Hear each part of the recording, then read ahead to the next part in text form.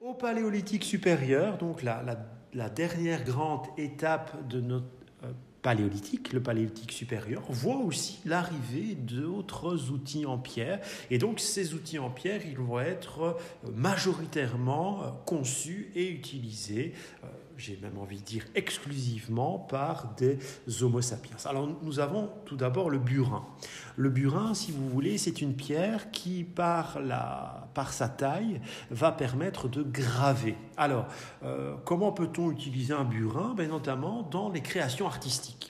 J'ouvre une parenthèse sur laquelle j'aurai l'occasion de revenir dans les vidéos suivantes. L'Homo sapiens, si l'homme de Néandertal est le premier à innover en créant des sépultures, en enterrant ses disparus, ses défunts, l'Homo sapiens, lui, va introduire de nouvelles innovations. Et l'Homo sapiens du Paléolithique, que fait-il? Eh bien, il va être le premier à créer de l'art. C'est le premier artiste de l'histoire de l'humanité. Et le burin va être un outil qu'il va utiliser pour créer des œuvres d'art, pour décorer ses outils ou d'autres objets de son quotidien. On le voit ici, à l'aide d'un burin, on a pu graver des motifs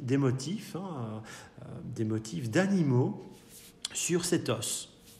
Et grâce à cette reconstitution, on peut comprendre aussi que lorsque les Homo sapiens rentrent dans les grottes pour essayer de représenter des formes, des dessins, eh bien, ils vont notamment, il n'y aura pas que cette technique, mais ils vont notamment utiliser les burins pour graver des silhouettes, des formes sur les pierres, sur les parois rocheuses de nos grottes préhistoriques.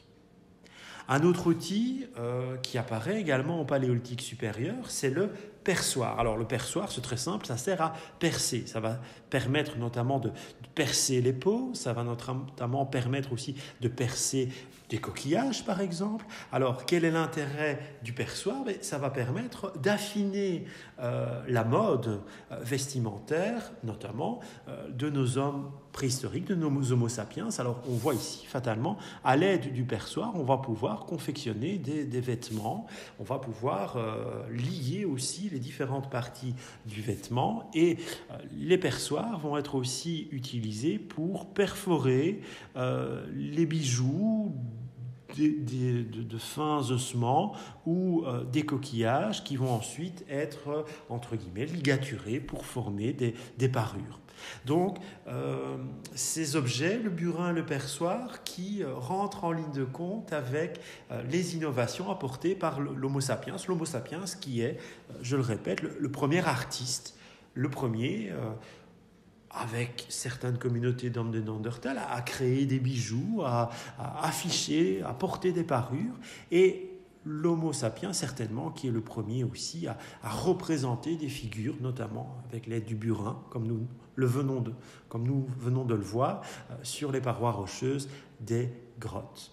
Alors, cet Homo sapiens, il n'en reste pas là, il va aussi, une nouvelle fois, continuer à perfectionner la taille des outils en pierre, des armes en pierre, et sa taille va être de plus en plus fine, de plus en plus minutieuse. Ça va littéralement lui permettre de réaliser des armes, des outils en pierre de plus en plus fins, de plus en plus aiguisés, de plus en plus tranchants. On le voit très bien avec ces pointe à cran. Alors pourquoi dit-on pointe à cran? Eh bien vous voyez que cette forme de cran va permettre en fait de mieux intégrer ces pierres taillées à des manches de couteaux en bois, de lances ou de javelots, comme on peut le voir ici sur cette reconstitution. On voit des lances, javelots qui sont utilisés, et on voit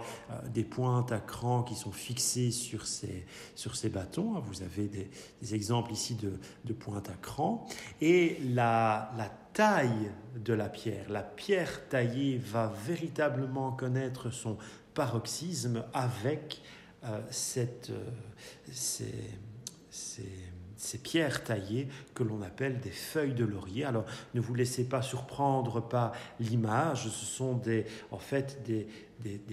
littéralement des feuilles de pierre très très très finement taillées, très minutieusement taillées, très tranchantes et en fait excessivement petites.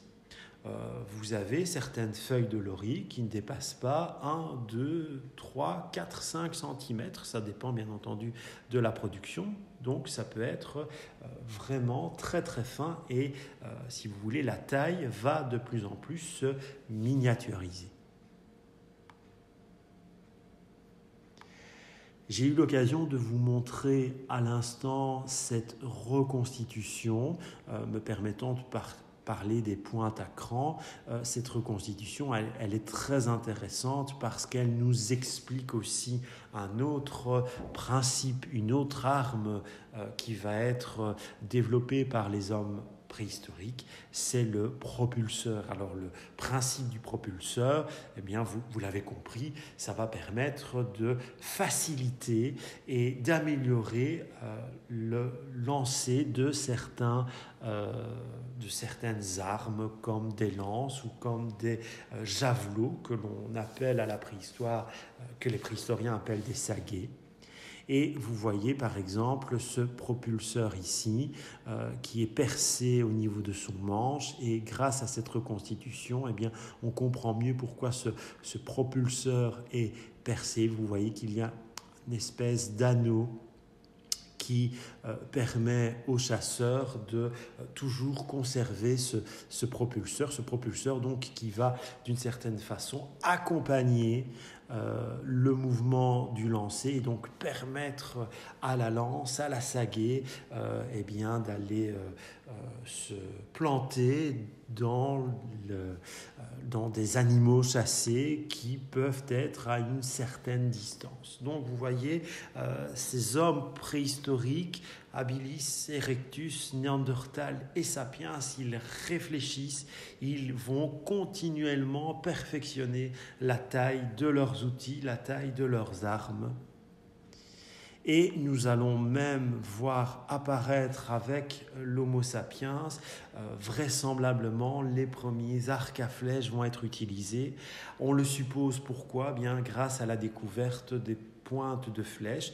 Une nouvelle fois, ce sont des pointes de flèches en pierre, munies d'un cran pour être adaptées aux éléments bois de ces dites flèches.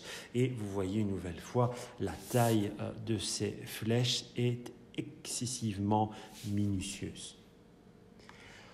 Bien entendu, les Homo sapiens pêchent, on le sait grâce à la découverte d'harpons. Ces harpons qui généralement sont fabriqués notamment à l'aide de bois d'animaux. Les animaux qui sont chassés, les hommes préhistoriques récupèrent énormément d'éléments de ces animaux chassés, eh bien, notamment les bois de cerf sont utilisés pour la taille de harpon, les ossements aussi de certains animaux vont être utilisés pour créer ce type d'harpon, qui vont fatalement révolutionner les techniques de chasse de la dernière période du Paléolithique. Et aux alentours de 18 000 ans avant Jésus-Christ, eh bien, les hommes préhistoriques connaissent inventent déjà le principe de l'aiguille à chat qui finalement ne diffère pas nécessairement des aiguilles que nous utilisons encore aujourd'hui. Et ces aiguilles, fatalement, comme l'atteste cette reconstitution, qui vont une nouvelle fois nous permettre aux hommes préhistoriques de perfectionner leur technique de confection de vêtements ou de peaux permettant de favoriser leur protection face aux intempéries, face à la météo, de se constituer des tentes, ce genre de choses, de paravents également. Et par rapport à une information que je viens de vous donner, vous trouverez dans le cours ce schéma qui nous montre en fait que les hommes préhistoriques ne vont pas hésiter à recycler, si je peux m'exprimer ainsi, quasiment l'entièreté des animaux qu'ils vont chasser. Fatalement, on pense à la viande. Chasser un animal, avant tout, ça va permettre aux hommes se nourrir de sa viande, mais comme vous l'avez déjà bien compris, la peau, les fourrures vont être réutilisées pour créer des vêtements, pour créer des habits. Les ossements vont être utilisés aussi pour créer toute une série d'outils, mais aussi pour s'embellir, pour créer des parures et également pour, c'est le cas de l'Homo sapiens bien évidemment, pour aussi manifester les premières formes de traces artistiques. Ce sont des points sur lesquels nous aurons l'occasion de retravailler dans les vidéos suivantes.